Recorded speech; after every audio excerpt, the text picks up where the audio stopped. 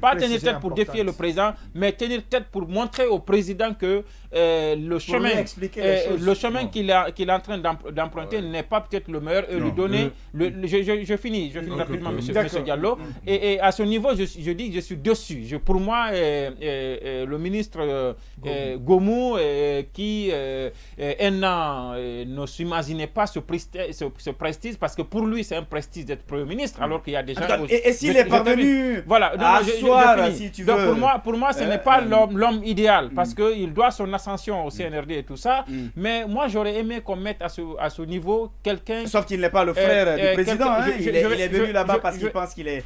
il est certainement l'homme de la situation. D'accord, mais je pense... En tout cas, qui le convient. Moi, je pense qu'on aurait pu mettre là quelqu'un qui n'a plus rien à perdre, ou qui ne cherche plus rien, ou quelqu'un en tout cas qui n'est impressionné par rien d'autre. Donc quelqu'un qui est désintéressé. Qui n'est pas impressionné. Qui vient avec mais lui aujourd'hui, il suffit juste qu'on tape du poing sur la table pour qu'il renonce à certaines choses. Maintenant, par rapport au dialogue dont je disais, je dis quand même, il ne peut pas être totalement négatif.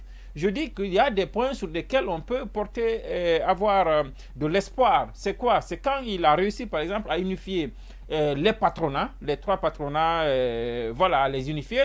Quand il a réussi à organiser les élections de la Chambre d'agriculture et de commerce, et ça fait plus de 10 ans que l'ancien régime ne parvenait pas à le faire.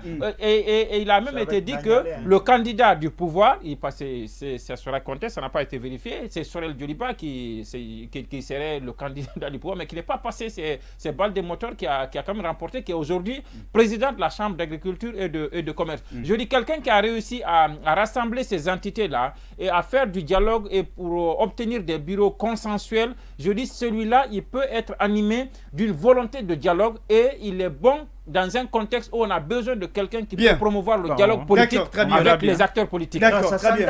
Alors, juste que la précision est que gérer le patronat, unifier le patronat. Non, enfin, je ne dis pas que c'est suffisant. Je n'ai pas dit que c'est suffisant, mais je dis que c'est un atout.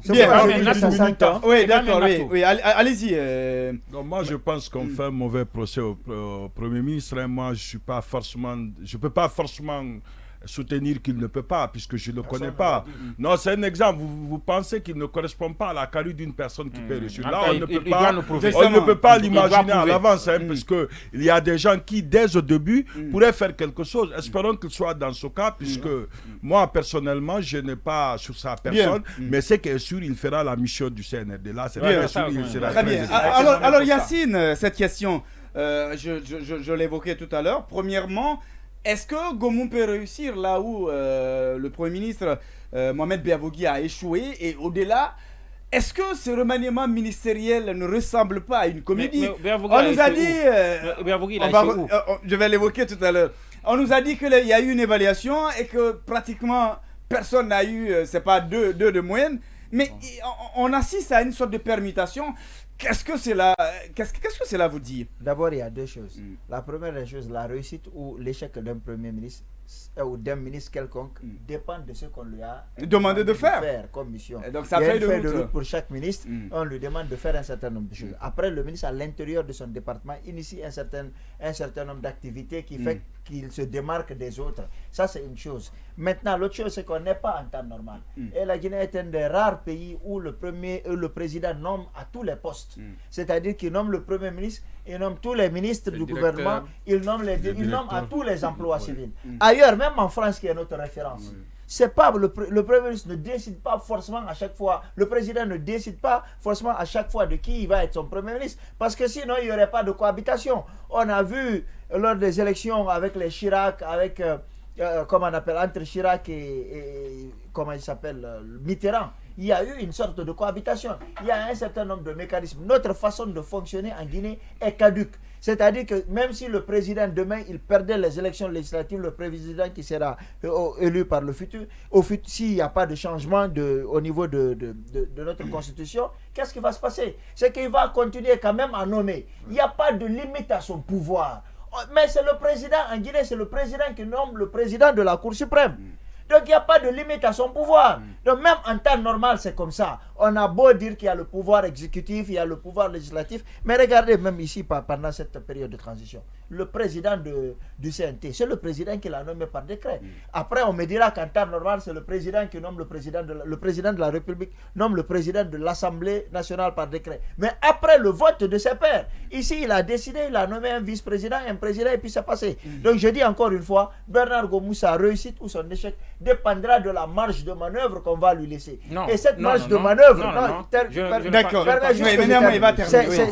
Oui, d'accord. Ça dépendra de sa personnalité. D'accord, on y va. J'ai dit, oui, mais même si vous avez une marge de personnalité. manœuvre, d'accord. Alors, vas-y. Il va continuer de toutes les façons. Il peut l'agrandir. Il peut l'agrandir s'il a un certain charisme, une certaine carrure, un certain vécu. Jean-Marie Doré, je ne pense pas qu'il partait tout le temps dire à Sekouba Konaté, je refuse, je ne fais pas ça. Mais puisqu'il avait de la personnalité, de l'aura, il était capable de lui expliquer que telle chose n'était pas bonne. Il fallait qu'on fasse ça. Voilà pourquoi il a réussi. Et à côté, pour t'appuyer si tu veux, et à côté, ce qui a facilité surtout le travail de Jean-Marie, s'occuper de tout ce qui est politique, c'est parce que aussi il y avait une volonté, quelqu'un l'a dit, il y avait une volonté affichée de Sekouba Konaté de céder le pouvoir. Il était même pressé, il en avait assez. Et d'ailleurs, à un moment donné, il s'était entendu, Jean-Marie gère tout ce qui est à l'interne, Sekouba Konaté s'occupe de tout ce qui est international et tout, et il a préparé son départ. Maintenant, Bernard Gomou, tout dépendra de la marge qu'on va lui laisser, mais il peut aussi l'agrandir. Est-ce qu'il va réussir, est-ce qu'il ne réussira pas? Tout dépendra des conditions dans lesquelles il va travailler. Maintenant, quant à l'échec de Béa, après, c'est difficile de dire qu'il a échoué ou qu'il a réussi. Il a fait combien de temps et qu'est-ce qu'on lui a demandé? Aujourd'hui, on a vu, il n'avait pas plutôt les mains libres. Même quand il a décidé, je pense que si on lui demandait, c'est là qu'il va nous le dire. Lorsqu'il a décidé d'aller au dialogue, et que les choses ont tourné mal, lorsqu'il a appelé le FNDC, rappelez-vous, les partis politiques, on a dit cadre de dialogue, finalement on a rajouté concertation, il était là-bas, que ça a été une incompréhension totale. Je pense que ce jour, s'il nous dit la vérité, il a compris qu'il ne peut pas